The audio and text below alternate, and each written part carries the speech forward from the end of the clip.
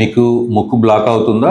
గాలి తీసుకోవడానికి ఇబ్బందిగా ఉందా? ప్రధానంగా 2 కారణాలు అయి ఉండొచ్చు. ఒకటి, మన ముక్కులో ఉన్నటువంటి ముక్కు దూలం వంగి ఉండడం వల్ల, లేదా అలర్జిక్ రైనైటిస్ అంటారు. అలాంటి కండిషన్స్లో కూడా మీకు ముక్కు బ్లాక్ అయ్యేదానికి అవకాశం ఉంటుంది. ప్రధానంగా ముక్కులో ఉన్నటువంటి బోన్ చాలా వరకు కొంతమందిలో బెండ్ ఉంటుంది. ఎంత బెండ్ అయ్యింది అన్నటువంటి కండిషన్ మీద, కొద్దిగా బెండ్ అయితే ఎటువంటి లక్షణాలు ఉండకపోవచ్చు. కొంచెం ఎక్కువగా బెండ్ అయింది అనుకోండి, ముక్కులో గాలి తీసుకోవడానికి ఇబ్బంది కలగచ్చు. అలాగే అలర్జీ ఉన్నటువంటి పేషెంట్స్లో అలర్జీ వల్ల కూడా మనకు ఏదైతే ట్రిగ్గరింగ్ పాయింట్స్ ఉంటాయో అవి తగిలినప్పుడు ముక్కు లోపల వాపు రావడానికి అవకాశం ఉంటుంది. లాంగ్ రన్లో పాలిప్స్ లాంటి కొన్ని గ్రేప్ లాంటి కొన్ని గడ్డలు ఫామ్ అయ్యేదానికి కూడా అవకాశం ఉంటుంది. వీటన్నిటి వల్ల కూడా ముక్కులో గాలి తీసుకోవడానికి ఇబ్బంది రావచ్చు. సో ఇలాంటి లక్షణాలు ఉన్న వాళ్ళు ప్రధానంగా సెల్ఫ్ మెడికేషన్ యూస్ చేస్తుంటారు. లైక్ ఈ నేజల్ డ్రాప్స్ కానీ స్ప్రేస్ కానీ వాడేస్తుంటారు అనమాట గుడ్డిగా. అలా నెలల తరబడి వాడే వాళ్ళ పేషెంట్లు కూడా మేము చూస్తుంటాం. అది మీ హెల్త్కి చాలా చెడు చేస్తుంది.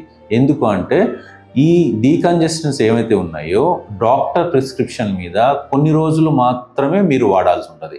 ఎక్కువ వాడడం వల్ల దానివల్ల రీబౌండ్ బ్లాకేజ్ ఎక్కువ అవుతుంది. రైనైటిస్ మెడికమెంటోజా అని అంటారు. అలాగే సైనస్ ఇన్ఫెక్షన్స్ రావడానికి, ముక్కులో ఇన్ఫెక్షన్స్ రావడానికి కూడా అవకాశం ఉంటుంది. ఇమ్యూనో డెఫిషియన్సీ ఉన్నప్పుడు, లేదా ఈ డయాబెటీస్ లాంటి కండిషన్స్ ఏదైనా ఉన్నప్పుడు, ఫంగల్ ఇన్ఫెక్షన్స్ ఏదైనా ఉన్నప్పుడు, ఈ స్టెరాయిడ్ నేజల్ డీకంజెస్టెన్స్ లాంటివి ఏదైనా వాడారనుకోండి, లేదా నేజల్ స్ప్రేస్ వాడారనుకోండి, ఆ కండిషన్ వర్సన్ అయ్యేదానికి అవకాశం ఉంటుంది.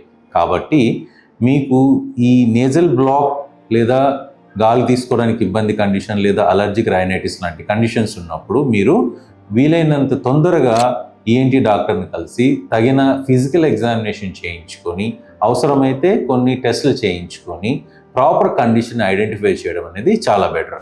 ఎందుకంటే గుడ్డిగా మందులు వాడడం కంటే కూడా అండర్లయింగ్ కాజ్, మెడికల్ కండిషన్ ఏదైతే ఉన్నదో దాన్ని ట్రీట్ చేయించుకుంటే మీకు రిలీఫ్ చాలా బాగుంటుంది.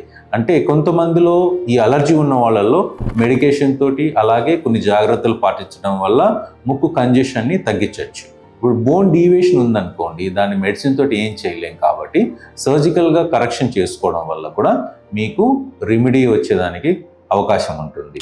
దీన్ని ఇలాగే వదిలేస్తే లాంగ్ రన్లో సెల్ఫ్ మెడికేషన్ వల్ల కానీ, లేదా ఈ అలర్జిక్ రైనైటిస్ లేదా ఈ సైనస్ ఇన్ఫెక్షన్స్ వల్ల కానీ, ఇమ్యూనో డెఫిషియన్సీ ఉన్న వాళ్ళల్లో ఎక్కువగా సూపర్ యాడెడ్ ఫంగల్ ఇన్ఫెక్షన్స్ వచ్చి చాలా కాంప్లికేషన్స్ కలిగేదానికి అవకాశాలు ఉంటాయి. కాబట్టి వీలైనంత తొందరగా ఈఎన్టీ డాక్టర్ని కలిసి తగిన రెమెడీ లేదా ట్రీట్మెంట్ తీసుకోవడం వల్ల మీకు బెనిఫిట్ ఉంటుంది.